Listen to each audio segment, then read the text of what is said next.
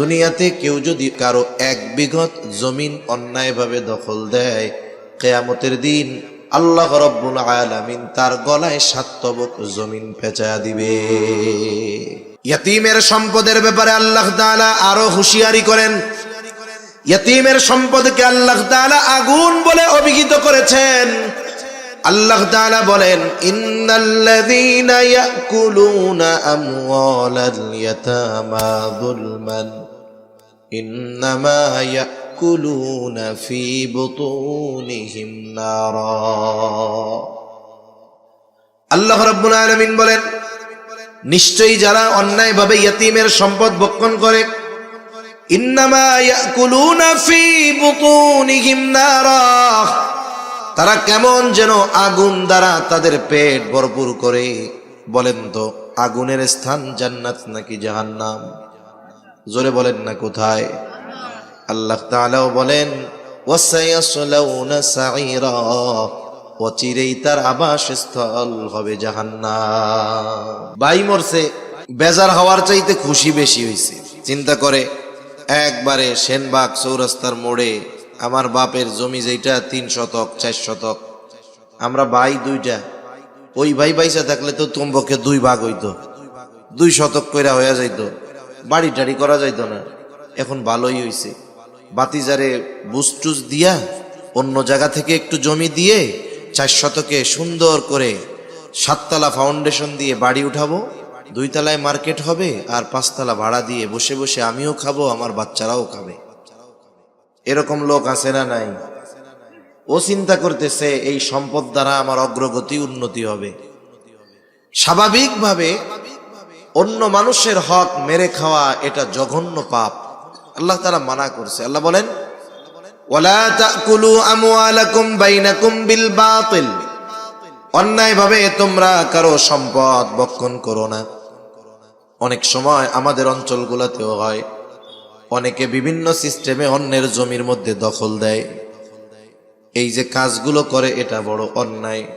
হাদিসের মধ্যে আসছে, নবীজি বলেন, দুনিয়াতে কেউ যদি অন্যায়ভাবে কারো এক বিঘত জমিন অন্যায়ভাবে দখল দেয়, কিয়ামতের দিন আল্লাহ রাব্বুল আলামিন তার গলায় 7 তবক জমিন পেঁচায়া দিবে।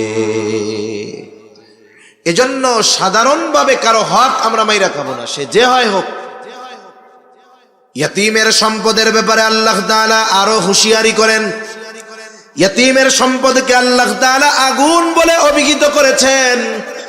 আল্লাহ তাআলা বলেন, ইন্নাল্লাযীনা ইয়াকুলুনা আমওয়ালাল ইয়াতামা যুলমান ইন্নামা ইয়াকুলুনা ফি বুতুনিহিম নারা। আল্লাহ রাব্বুল আলামিন বলেন, নিশ্চয়ই যারা অন্যায়ভাবে ইয়তীমের সম্পদ ভক্ষণ করে, ইন্নামা ইয়াকুলুনা ফি বুতুনিহিম নারা, তারা কেমন যেন আগুন দ্বারা তাদের পেট ভরপুর করে। বলেন তো, আগুনের স্থান জান্নাত নাকি জাহান্নাম? জোরে বলেন না, কোথায়? আল্লাহ তাআলাও বলেন, ওয়াসায়াসলাউনা সাঈরা, অচিরেই তার আবাসস্থল হবে জাহান্নাম। এজন্য ইয়তীমের সম্পদ যদি কারো কাছে থাকে, কেউ যদি ইয়তীমের অভিভাবক হয়, তার সম্পদ যদি তার কাছে থাকে, খবরদার, এই সম্পদ ভক্ষণ করা যাবে না। তাহলে কি হবে? এই সম্পদ ভক্ষণ করার কারণে জাহান্নামে যাওয়া লাগবে। বলে, আমি আল্লাহ এবং তার রাসূলকে ভালোবাসি। নবীজি জবাব দিলেন, আল মারউ মাআ মান আহাব্বা। লোকটা এবার এই জবাব শুনে বাড়ির দিকে হাঁটা দিল, যে যাকে মোহাব্বত করে তার সাথে অবস্থান করবে। প্রশ্ন করছিল কি? বলে, কিয়ামত কখন হবে? জবাব শেষমেশ হইল কি? বলে, যে যাকে মোহাব্বত করে তার সাথে অবস্থান করবে। আসলে ওই গ্রাম্য সাহাবী কিয়ামত কখন হবে মূলত এটা জানতে চায় নাই। তার উদ্দেশ্য ছিল, কিয়ামতে জান্নাতে যখন যাব কোথায় আমি থাকব।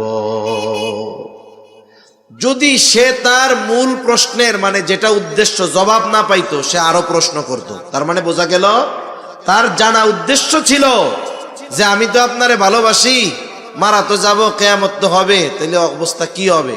নবীজিও জানায় দিছেন যে যারে ভালোবাসে তার সাথে অবস্থান করবে। লোকটা বাড়ির দিকে হাঁটা দিছে, আর কিছু বলে না। হযরত আনাস রাদিয়াল্লাহু তাআলা আনহু বলেন, নবীজির মুখে যখন শুনলাম আল মারউ মাআ মান আহাব্বা, যে যাকে মোহাব্বত করে তার সাথে অবস্থান করবে, তিনি বলেন ঈমান আনার পরে এই কথা শুনে আমরা এতটা খুশি হয়েছি, আর কোনো কথা শুনে এত খুশি আমরা হই নাই। তাহলে নবীর সাথে জান্নাতে থাকার খবর শুনে সাহাবায়ে কেরাম ইসলাম গ্রহণের পরে এই খবরটাকে সবচাইতে আনন্দের খবর মনে করছেন। সেই সুযোগ আমাদের জন্য আছে না নাই? জোরে বলেন, আছে না নাই? এজন্য মাদ্রাসায় এতিম হোক, আমার আপনার পাড়া প্রতিবেশী হোক, আমি আপনি চেষ্টা করব কমপক্ষে তার নির্দিষ্ট একটা চাহিদা বা একটা প্রয়োজন পূরণ করে ওই বিষয়ের অভিভাবকত্ব গ্রহণ করার চেষ্টা করব। এতে আরো লাভ আছে, এতে আরো লাভ আছে। রাসূলুল্লাহ সাল্লাল্লাহু আলাইহি ওয়াসাল্লাম বলেন, আপনি একজন অভাবী, তার প্রয়োজন পূরণ করবেন, আল্লাহ রসুল বলেন আল্লাহ তাআলা তাইলে আমাদের দুনিয়া আখিরাতের প্রয়োজন মিটাইয়া দিবে। সুবহানাল্লাহ। তাহলে ইয়তীমের সাথে সদাচরণ, ভালো ব্যবহার, ইয়তীমের অভিভাবকত্ব গ্রহণ করা, আবার যদি কারো অধীনে কোনো ইয়তীম থাকে তার সাথে খারাপ আচরণ না করা। মনে করেন ভাই মারা গেছে, ভাতিজা আপনার অধীনে আছে, বোন মারা গেছে, ভাইগনা ভাইগনি আপনার অধীনে আছে, খবরদার ঘরে যদি ইয়তীম থাকে সদাচরণ করা দরকার। কারণ নবীজি বলেন ওই ঘর কতই না উত্তম ঘর যেই ঘরে একজন ইয়তীম আছে আর তার সাথে সদাচরণ করা হয়। আর ওই ঘর কতই না নিকৃষ্ট ঘর যেই ঘরে একজন ইয়তীম আছে আর তার সাথে অসদাচরণ করা হয়, খারাপ ব্যবহার করা হয়। বুজুর্গানে দিন বলেন যেই ঘরে ইয়তীম আর তার সাথে ভালো ব্যবহার করা হয় ওই ঘর আল্লাহ তাআলা রহমত বরকত দিয়ে ভরপুর করে দেয়। আবার যেই ঘরে ইয়তীম তার সাথে অসদাচরণ করা হয় আল্লাহ তাআলা ওই ঘর থেকে রহমত বরকত উঠায় নিয়ে যায়। এই জন্য একটা ইয়তীম বাচ্চা সে যখন পিতা হারা মাতা হারা হয়ে যায় সে অনেক ভালো খাবারের প্রত্যাশী হয় না, সে ভালো আচরণের প্রত্যাশী হয়। এই জন্য আব্দুল মুত্তালিব যখন দুনিয়া থেকে চলে যাবে, আব্দুল মুত্তালিব হলো আমার আপনার নবীর অভিভাবক, দাদা, বয়স নবীর 8-এর কোঠায়। আব্দুল মুত্তালিব জীবনের অন্তিম সময় সন্তানরা পাশে, আব্দুল মুত্তালিব আমার আপনার নবীর অভিভাবকত্ব আবু তালেবের উপরে চাপায়া দিলেন। কিন্তু ইতিহাস বলে ওই সময় আব্দুল মুত্তালিবের যত সন্তান ছিল সবাই নবীজিকে অনেক অনেক ভালোবাসতো, কিন্তু সবার বেশি ভালোবাসার মধ্যে আবু তালেব বেশি ভালো নবীজিকে বাসতো। কিন্তু আবু তালেব অন্যান্য ভাইদের তুলনায় সবচাইতে বেশি গরিব ছিল। আব্দুল মুত্তালিব ধনী সন্তানের কাছে আমার আপনার নবীকে রেখে যান নাই, বরং সবচাইতে গরিব তবে বেশি ভালোবাসে এই সন্তান আবু তালেবকে আমার আপনার নবীর দায়িত্ব তিনি বুঝায়া দিলেন। আব্দুল মুত্তালিব বুঝতে পারছে যে ভালো খাওয়া ভালো পড়া এর দ্বারা ইয়তীম খুশি হয় না, বরং ওরে আপনি পান্তা ভাত খাওয়ান, ভর্তা ডাল খাওয়ান, কিন্তু ওরে একটু মাথায় হাত বুলায় দিবেন, একটু আদর করবেন, এতে ও বেশি খুশি হয়। ঠিক কিনা বলেন? এজন্য আব্দুল মুত্তালিবের অন্যান্য ধনী সন্তানদের কাছে আমার আপনার নবীকে আব্দুল মুত্তালিব দিয়া যায় নাই। বিষয়টা এমন না যে অন্যান্য চাচারা ভালোবাসতো না, তারাও সর্বোচ্চ ভালোবাসতো, কিন্তু সবার চাইতে বেশি আব্দুল মুত্তালিবের সন্তান আবু তালেব আমার আপনার নবীরে বেশি ভালোবাসতো, কিন্তু গরিব বেশি আবু তালেব। আর মরার সময় ওসিয়ত করেছে আব্দুল মুত্তালিব তুমি এখন থেকে মুহাম্মাদের অভিভাবক। সুবহানাল্লাহ। এজন্য ঘরে যদি এতিম থাকে, আত্মীয় স্বজন হতে পারে, অনাত্মীয় হতে পারে, ইয়তীম যদি থাকে আমরা তাদের সাথে ভালো আচরণ করলে তাদের যত লাভ তার চাইতে আমাদের বেশি লাভ। ঠিক কিনা বলেন? আবার অনেক মানুষ আছে ইয়তীমের অভিভাবক, অভিভাবক বলতে শুধু যে তাকে খাওয়াবে পড়াবে এমনটা নয়, বরং সে বালেগ হওয়া পর্যন্ত তার সম্পদগুলাও রক্ষণাবেক্ষণের দায়িত্ব তার। ছোট মানুষ কিছু চিনে না, বুঝে না, কিন্তু অনেক মানুষ আছে, অনেক চাচা আছে, আত্মীয় আছে, এই ইয়াতিম বাচ্চা ছোট, এই সুযোগ গ্রহণ করে ইয়াতিমের সম্পদ ভক্ষণ করে ফেলে। আছে না এরকম আল্লাহর ওলি? অনেক আছে। ভাই মরছে, বেজার হওয়ার চাইতে খুশি বেশি হয়েছে। চিন্তা করে একবারে সেনবাগ চৌরাস্তার মোড়ে আমার বাপের জমি যেটা 3 শতক 4 শতক, আমরা ভাই 2টা, ওই ভাই বাইসা থাকলে তো তোমাকে 2 ভাগ হইতো, 2 শতক কইরা হয়ে যাইতো, বাড়ি টাড়ি করা যাইতো না। এখন ভালোই হইছে, বাতিজারে বুস্টুস দিয়া অন্য জায়গা থেকে একটু জমি দিয়ে 4 শতকে সুন্দর করে 7 তলা ফাউন্ডেশন দিয়ে বাড়ি উঠাবো, 2 তলায় মার্কেট হবে, আর 5 তলা ভাড়া দিয়ে বসে বসে আমিও খাবো, আমার বাচ্চারাও খাবে। এরকম লোক আছে না নাই? ও চিন্তা করতেছে এই সম্পদ দ্বারা আমার অগ্রগতি উন্নতি হবে।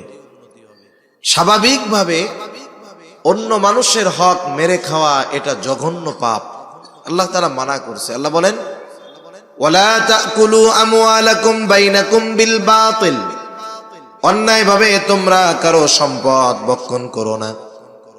অনেক সময় আমাদের অঞ্চলগুলোতেও হয়, অনেকে বিভিন্ন সিস্টেমে অন্যের জমির মধ্যে দখল দেয়। এই যে কাজগুলো করে এটা বড় অন্যায়। হাদিসের মধ্যে আসছে, নবীজি বলেন, দুনিয়াতে কেউ যদি অন্যায়ভাবে কারো 1 বিঘত জমিন অন্যায়ভাবে দখল দেয়, কিয়ামতের দিন আল্লাহ রাব্বুল আলামিন তার গলায় 7 তবক জমিন পেঁচায়া দিবে। এজন্য সাধারণভাবে কারো হক আমরা মাইরা খাবো না, সে যে হয় হোক। ইয়াতিমের সম্পদের ব্যাপারে আল্লাহ তাআলা আরো হুঁশিয়ারি করেন। ইয়াতিমের সম্পদকে আল্লাহ তাআলা আগুন বলে অভিহিত করেছেন। আল্লাহ তাআলা বলেন, ইন্নাল্লাযীনা ইয়াকুলুনা আমওয়ালাল ইয়াতামা যুলমান ইন্নামা ইয়াকুলুনা ফি বুতুনিহিম নারা। আল্লাহ রাব্বুল আলামিন বলেন, নিশ্চয়ই যারা অন্যায়ভাবে ইয়াতিমের সম্পদ ভক্ষণ করে, ইন্নামা ইয়াকুলুনা ফি বুতুনিহিম নারা, তারা কেমন যেন আগুন দ্বারা তাদের পেট ভরপুর করে। বলেন তো, আগুনের স্থান জান্নাত নাকি জাহান্নাম? জোরে বলেন না, কোথায়? আল্লাহ তাআলাও বলেন, ওয়াসায়াসলাউনা সাঈরা, অচিরেই তার আবাসস্থল হবে জাহান্নাম। এজন্য ইয়াতিমের সম্পদ যদি কারো কাছে থাকে, কেউ যদি ইয়াতিমের অভিভাবক হয়, তার সম্পদ যদি তার কাছে থাকে, খবরদার, এই সম্পদ ভক্ষণ করা যাবে না। তাহলে কি হবে? এই সম্পদ ভক্ষণ করার কারণে জাহান্নামে যাওয়া লাগবে। এ বিষয়ে আর লম্বা কথার প্রয়োজন নাই। মূল কথা হলো, আমার আপনার নবী ইয়াতিম ছিলেন। আল্লাহ তাআলা নবীকে ইয়াতিমদের সাথে সদাচরণের নির্দেশ দিয়েছেন। যদিও মনে হয় নবীজিকে দিয়েছে, কিন্তু উদ্দেশ্য কিয়ামত পর্যন্ত সব উম্মত, যে খবরদার, ফাআম্মাল ইয়াতীমা ফালা তাকহার, তোমরা ইয়াতিমকে ধমক দিবা না, তার সাথে খারাপ আচরণ করবা না। কারণ ইয়াতিমের সাথে ধমকের সুরে কথা বলা, এটা ছিল আবু জেহেলের খাসলাত। আবু জেহেল কি করত? আবু জেহেলের খাসলাত আসছে তাফসীরের মধ্যে, যে যখন কোনো সম্পদশালী ব্যক্তি একেবারে জীবনটা সংকটময় অবস্থায় পৌঁছায়া যাইত, এখন তার সম্পদ আছে, নাবালক বাচ্চা আছে, কিন্তু এগুলো দেখার মতো কোনো লোক তার নেই। এই ধরনের লোকের কাছে আবু জেহেল যাইতো, যে বলতো, ভাই রে, তুমি তো মনে হয় বেশি দিন আর বাঁচবা না, বাপসাপ তো ভালো না, তুমি মরার পরে তোমার সম্পদের কি হবে, সন্তানের কি হবে, এগুলো তো মানুষে খাবে, তোমার সন্তান সম্পদ বঞ্চিত হবে।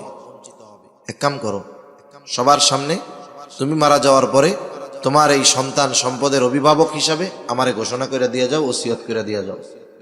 লোকটা চিন্তা করে, কথা তো ঠিক, আবু জেহেল যদি আমার সম্পদ সন্তানের দায়িত্ব নেয়, তাইলে অন্যান্য যে শেষরা বাটপার মাটপার আছে, ওরা তো দ্বারের কাছেও ঘেসবে না, ঠিক কিনা বলেন? এক মুরব্বী কয়, টাকা নিরাপদে রাখতে চাও, সবার সামনে এলাকার সবচাইতে বড় ডাকাতের কাছে টাকাটা জমা রাখবা। সবার সামনে যদি রাখো, দেখবা ও এমন বুজুর্গি দেখাবে, জীবন দিয়ে তোমার সম্পদের হেফাজত করবে, সবার সামনে দিবা। তাহলে ওই লোক চিন্তা করে, আবু জেহেলের কাছে যদি রাখা হয় তাইলে অন্যান্য গুলা তো আর তাকানোরই সাহস পাবে না, দখল তো বহুদূর। এবার সবার সামনে বলতে, আমি মারা যাওয়ার পর আমার সন্তান সম্পদের সব দায়িত্ব আবু জেহেলের।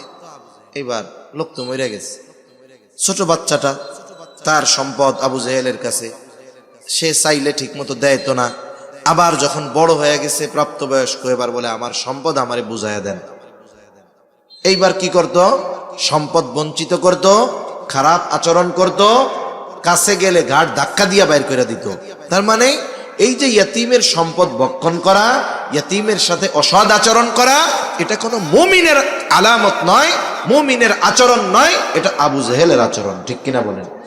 এজন্য আমরা ইয়তিমদের সাথে ভালো ব্যবহার করব। আমরা অনেক সময় গরিব হইলে, ইয়তিম মানুষ, পোলাপান বাপ মা বাইসা আছে, দুইজনে মিলা মেহনত করে মানুষ বানাইতে পারে না, দুষ্টু হয়ে যায়। আর ওর বাপও নাই মাও নাই, ও একটু চঞ্চল দুষ্টু হতে পারে। এই কারণে অনেক সময় আমরা তাদের জন্য কষ্টদায়ক শব্দ ব্যবহার করি। এ ধরনের কোনো কথা বলবো না যাতে একটা ইয়তিম কষ্ট পায়। তাহলে আল্লাহ তাআলা 1 নাম্বার বললেন, তোমাদের রিজিক সংকীর্ণতার 1 নাম্বার কারণ তোমরা ইয়তিমকে সম্মান করো না, তার মানে ইয়তিমের হক আদায় করো না।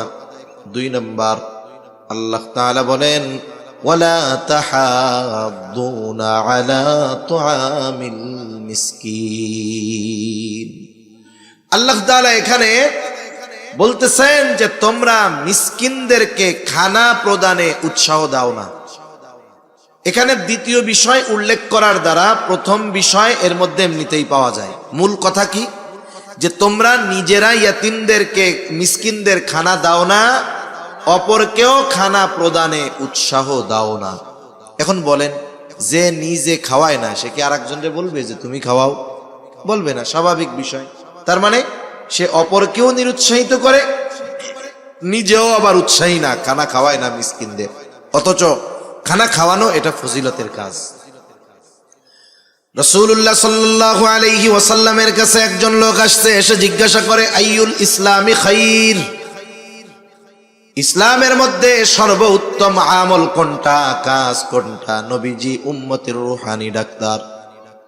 একই প্রশ্নের জবাব ব্যক্তি ভেদে নবী ভিন্ন রকম দিতেন। এই ব্যক্তির এই প্রশ্নের জবাবে নবীজি বলেন, তুতঈমুত তাআম ওয়া তাকরাউস সালাম আলা মান আরাফতা ওয়া মান লাম তারিফ। নবীজি বলেন, তুমি মানুষকে খানা খাওয়াও, আর পরিচিত অপরিচিত সবাইকে সালাম দাও। এখানে খানা খাওয়ানোর কথা নবীজি বলছেন, কোনো স্তর বিন্যাস করেন নাই। এমনটা নবী বলেন নাই গরিবরেই খাওয়াবা, ধনীরে খাওয়াবা না। একজন গরিব অসহায়, সেও যদি আল্লাহ তাআলার সন্তুষ্টির জন্য একজন কোটিপতিকে খানা খাওয়ায়, তাহলে এই খানা খাওয়ানোরও ফজিলত আছে। এখন বলেন, যার খাবার প্রয়োজন নাই, অভুক্ত নয়, তাকে যদি আল্লাহর জন্য খানা খাওয়ানো হয়, সেখানে যদি সওয়াব থাকে, তাহলে যে অভুক্ত, খাবার যার প্রয়োজন, তাকে খাওয়াইলে সওয়াব বেশি না কম? নিঃসন্দেহে বেশি। এর দ্বারা 2টা কাজ হয় সাধারণভাবে। 1 নাম্বার কাজ হলো খানা খাওয়ানোর সওয়াব হয়। 2 নাম্বার, এই যে তার খাবারটা প্রয়োজন ছিল, প্রয়োজন মেটানো হয়। আর নবীজি সাল্লাল্লাহু আলাইহি ওয়াসাল্লাম বলেন, এক মুসলমান যদি অপর মুসলমানের প্রয়োজন মিটিয়ে দেয়, যে অপর মুসলমানের প্রয়োজন মিটিয়ে দিবে, আল্লাহ রাব্বুল আলামিন দুনিয়া আখিরাতে তার প্রয়োজন মিটায় দেয়। এই যে শীতের আগমন, শীত তো মুমিনের জন্য ইবাদতের বসন্ত। কারণ এই সময় রাত লম্বা, পরিপূর্ণ ঘুম হয়ে যায়, রাত 3টায় 4টায় ঘুম পরিপূর্ণ হয়ে যায়। আবার ফজর শুরু হয় সেই 5টার সময়। ইচ্ছা করলে নামাজি এই সময় তাহাজ্জুদ বেশি পড়তে পারে, অন্যান্য আমল করতে পারে। শীতের সময় দিন ছোট হওয়ায় রোজা রাখতে পারে। আবার এই শীতের আগমন যখন ঘটে, অনেকের আবার কষ্টের কারণ যদি তার শীত বস্ত্র না থাকে। আমরা আমাদের আশেপাশে খুঁজে খুঁজে দেখব কাদের শীত বস্ত্র নাই, আমরা তাদেরকে একটা জ্যাকেট কিনে দিলাম, একটা কম্বল কিনে দিলাম, 500-700 টাকায় ভালো মানের মোটামুটি গরম লাগে, শীত নিবারণ হয় এরকম কম্বল পাওয়া যায়, কিনে দিলে দেখা গেল 2-3 জন পরিবারের মানুষ উপকার হলো। খাওয়ালে যেমন লাভ, বস্ত্র কিনে দিলেও লাভ। হাদিসের মধ্যে আসছে, নবীজি বলেন কেউ যদি বস্ত্রহীন কোনো মুমিনকে বস্ত্র কিনে দেয়, তাহলে সে ওই যে বস্ত্র পরিধান করাইলো বস্ত্রহীনকে, কি হবে বলে কিয়ামতের দিন আল্লাহ তাআলা তাকে জান্নাতের সবুজ পোশাক পরিধান করাইয়া দিবে। তাহলে আমরা বস্ত্রহীন যারা তাদের বস্ত্র দিব, অন্নহীন যারা মিসকিন তাদেরকে আমরা খানা খাওয়াবো। খানা খাওয়ালে লাভ কেন বলে, একে তার প্রয়োজন মেটানো হবে, দ্বিতীয়ত খানা খাওয়াইলেই তো লাভ আছে। আবার যদি এই মিসকিন অভুক্ত আমার আপনার প্রতিবেশী হয়, তাহলে খানা খাওয়ানোটা ঈমানের সাথে সম্পৃক্ত বিষয়। কারণ নবীজি সাল্লাল্লাহু আলাইহি ওয়াসাল্লাম বলেন, ওই ব্যক্তি মুমিন নয় যে নিজে পেট পুরে খায়, তার প্রতিবেশী অভুক্ত থাকে।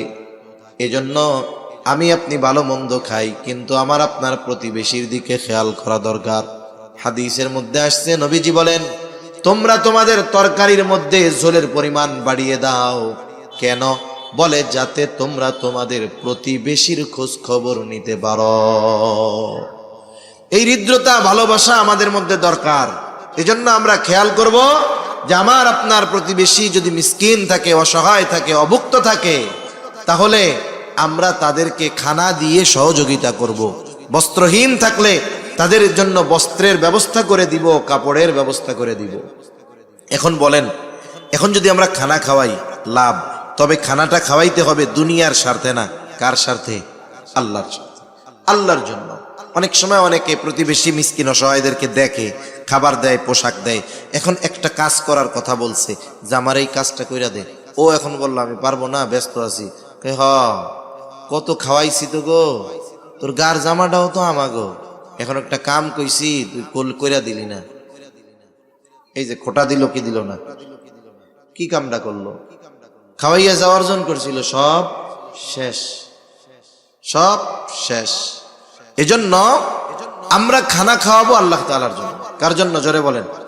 আল্লাহর জন্য খানা খাওয়ালে লাভ, আখিরাতের লাভ, দুনিয়ার লাভ। এই যে আত্মীয় স্বজন অনেক সময় দাওয়াত দিয়া, বিয়া বাড়িতে আপনার ছেলের অলিমা করতেছেন, দাওয়াত দিয়া খাওয়ান, ফজিলত আছে না নাই? ফজিলত আছে। আবার অনেক জায়গায় খাওয়াইয়া টেবিল পাইতে টাকা নেয়, ফজিলত আছে না নাই? এই কাম আসেনি আপনাকে ওইদিকে? ফজিলত আছে না নাই? কেন নাই? কিছু কয় না, টাকা তো আছে, আছে আছে, নগদ নগদ টিয়া কেন? হায় হায়, আমরা খানা খাওয়াবো কার জন্য? যারেই খাওয়াই, ধনীরে খাওয়াই, দরিদ্ররে খাওয়াই, আত্মীয় স্বজনকে খাওয়াই, যাকেই খাওয়াই, প্রতিদানের আশায় খাওয়াবো না। কার জন্য? সাহাবায়ে কেরাম আল্লাহর জন্য খানা খাওয়াইতেন। আল্লাহ তাআলা কোরআনুল কারীমের মধ্যে জানায় দেন তারা কি জন্য খানা খাওয়ায়, বলে ইন্নামা নুতঈমুকুম লিওয়াজহিল্লাহি লা নুরিদু মিনকুম জাযাআও ওয়ালা শুকুরা। তারা কি বলে? বলে ইন্নামা নুতঈমুকুম লিওয়াজহিল্লাহ, তোমাদের আমরা খানা খাওয়াইছি আল্লাহর জন্য। যেহেতু আল্লাহ তাআলার জন্য খানা খাওয়াইছি, লা নুরিদু মিনকুম জাযাআ, তোমাদের কাছে আমরা কোনো প্রতিদান চাই না, টাকা পয়সা চাই না, কিছুই চাই না। ওয়ালা শুকুরা, প্রতিদান বহুদূর। এই খানা খেয়ে তোমরা আমাদেরকে ধন্যবাদ দাও, আমাদের কৃতজ্ঞতা প্রকাশ করো, এটাও চাই না। কারণ খানা খাওয়াইছি আল্লাহ তাআলার জন্য, প্রতিদান তিনি আমাদেরকে দিবে। অনেক সময় মানুষ আছে না যে উপকার করছে, উপকার করে পরে আবার বলে দেখ লোকটা রে এত উপকার করলাম, ধন্যবাদও দিল না। এই যে ধন্যবাদের আশা করা, চলে আসতো, আচ্ছা ধন্যবাদও দিল না, এরকম বলে কি বলে না? তার মানে সে এই ভালো কাজের প্রশংসা আশা করে। আমরা মানুষকে যদি খানা খাওয়াই, তারা যদি আমাদেরকে ধন্যবাদও না দেয় আমরা কি বেজার হব বলেন? সে যা করে করুক, আমি তো খাওয়াইছি আল্লাহর জন্য, প্রতিদান দিবেন কে? আল্লাহ। তাহলে 2 নাম্বার, রিজিক সংকীর্ণতার কারণ মিসকিনদের খানা না খাওয়ানো, অপরকে উৎসাহ প্রদান না করা। রিজিক সংকীর্ণতার 3য় কারণ ওয়াতাকুলুনাত তুরাসা আকলাল লাম্মা, বলে তোমরা ওয়ারিসি সম্পদ সব একা ভক্ষণ করে ফেলো। কত মানুষ আছে বাবা মারা গেছে, বোনদেরকে তাদের হক বঞ্চিত করে, এমন ভাই আছে না নাই?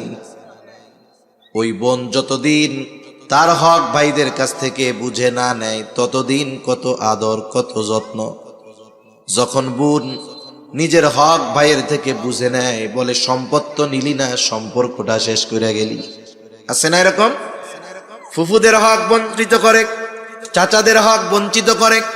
মনে রাখতে হবে, আমি আপনি এই পৃথিবী থেকে যাওয়ার আগে এমন ভাবে যেন যেতে পারি কোনো মানুষের হক যেন আমার আপনার উপরে না থাকে। কিয়ামতের দিন শয়তানের ধোকায় পড়ে যদি আল্লাহর হক দুনিয়ায় নষ্ট করে থাকি, আল্লাহ তাআলা চাইলে হয়তো মাফ করে দিতে পারে, কিন্তু বান্দার হক বান্দা যতক্ষণ ক্ষমা না করবে ততক্ষণ পর্যন্ত আল্লাহ তাআলাও ক্ষমা করবে না। এজন্য নবীও দুনিয়া থেকে চলে যাওয়ার আগে, কয়েকদিন আগে সব সাহাবায়ে কেরামকে একত্রিত করছেন এবং বলছেন, তোমরা যদি কেউ কোনো কিছু আমার কাছে পাও না থাকো, চেয়ে নাও, কারণ আমি চাই না আমার কাছে কেউ কিছু পাও না থাকবে আর এই অবস্থায় আমি আল্লাহর সামনে দাঁড়াবো। এজন্য আমাদের নিয়ত থাকবে, চিন্তা থাকবে এরকম যে দুনিয়া একটু কম খাই, দুনিয়া একটু লস হোক, কিন্তু আখেরাতে যেন লস না হয়। ঠিক কিনা বলেন? একজন পায়, তারে দুনিয়া একটু বেশি দিয়ে দিলাম, আমি একটু দুনিয়ায় কম পাইলাম, কিন্তু আখেরাতে অন্যটা খাইয়া দুনিয়া একটু, আখেরাতে যেন আমার সবকিছু হারাতে না হয়। এ চিন্তা যদি আমাদের থাকে তাহলে দেখবেন ত্যাগের চিন্তা ভাবনা থাকবে, একটু বেশি দিলেও গায়ে লাগবে না। কিন্তু এখন কি হয়, আমরা দেখি গ্রাম অঞ্চলে বিশেষ করে প্রতিবেশীর সাথে প্রতিবেশীর সামান্য 2 ইঞ্চি 3 ইঞ্চি জায়গা নিয়ে ঠেলা ঠেলি মারামারি, ও কয় আমার, ও কয় আমার, গেঞ্জাম মামলা হামলা, আছে না নাই? আপনি 2 আঙ্গুল ছেড়া দেন না, দুনিয়ায় ছাড়লেন 2 আঙ্গুল, আশা করা যায় আল্লাহ তাআলা এই ছাড় দেওয়ার কারণে কিয়ামতে বড় বড় বিষয় থেকে আমাকে আপনাকে ছাড় দিবে। ঠিক কিনা বলেন? এজন্য বিশেষ করে ওয়ারিসি সম্পদ প্রকৃত হকদারদেরকে ফিরিয়ে দিব, দিয়ে দিব, ভক্ষণ করব না। ওয়াতুহিব্বুনাল মালা হুব্বান জাম্মা, 4 নম্বর কারণ আল্লাহ তাআলা বলেন পরিপূর্ণ অতিরিক্ত মালের মহব্বত, দুনিয়ার মহব্বত। নবীজিও বলেন হুব্বুদ দুনিয়া রাসু কুল্লি খাতিআহ, দুনিয়ার মহব্বত সকল গুনাহের মূল। বাস্তবতাও হলো এইটা, আপনি যত পাপ আছে, যত গুনাহ আছে, আমি আপনি যদি একটু চিন্তা করি সব কিছুর পেছনে দেখা যাবে দুনিয়ার মহব্বত। সুদ খায়, ঘুষ খায়, আখেরাতের জন্য না দুনিয়ার জন্য? ক্ষমতার লাইগা মারামারি করে, আখেরাতের জন্য না দুনিয়ার জন্য? চুরি বাটপারি সিটিংবাজি যত অন্যায় আছে, পাপ আছে, সব দুনিয়ার জন্য করে। এজন্য যখনই দুনিয়ার মহব্বত, মালের মহব্বত অন্তরে পরিপূর্ণ বিস্তার লাভ করে, তখন ওই লোক সব ধরনের কাজ করতে পারে, ইয়াতিমদের সাথেও খারাপ আচরণ করতে পারে, ইয়াতিমের সম্পদও খেয়ে ফেলতে পারে, কিপটা হইতে হইতে মিসকিনদেরকে খানা নাও দিতে পারে, সাথে সাথে নিজের আত্মীয় স্বজন, বোন, চাচা, ভাই, তাদের সম্পদও সে ভক্ষণ করে ফেলতে পারে। কেন? বলে তার মধ্যে পরিপূর্ণ মালের মহব্বত বিস্তার লাভ করে ফেলেছে। দুনিয়ায় চলতে মাল দরকার, নৌকা চলতে পানি দরকার, দুনিয়ায় চলতে মাল দরকার। কিন্তু মালদার হন দিনদার মালদার, দিনদার মালদার, দিনকে ঠিক রেখে সম্পদের পাহাড় হয়ে যাক বৈধ পথে, এ সম্পদগুলো ভালো কাজে ব্যয় হোক, কোনো অসুবিধা নেই। কিন্তু মাল উপার্জন করতে গিয়ে যদি দিন বরবাদ করে দেওয়া হয়, তাহলে ওই যে নৌকা চলার জন্য পানি দরকার, ওই পানি যদি নৌকার মধ্যে ঢুকে, নৌকার অবস্থা কি হবে? নৌকা শেষ। মালের মোহাব্বত যদি ঢুকে যায়, মাল অর্জন করতে গিয়ে যদি দিন ছেড়ে দেওয়া হয়, তাহলে দুনিয়া আখিরাত বরবাদ হয়ে যাবে। তা সম্মানিত উপস্থিতি, যে কথাটা মূলত বলতে চাইলাম, আমরা সকলে চাই যে আমরা এই দুনিয়ায় যেন রিজিকের সংকীর্ণতার মুখোমুখি না হই।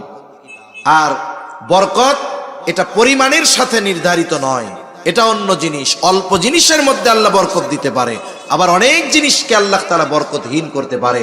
এখন আমরা যদি বরকতময় প্রশস্ত রিজিক চাই, তাহলে আমরা ইয়েতিমদের সাথে সদাচরণ করব, মিসকিন অসহায়কে যতটুকু পারি খানা খাওয়াবো।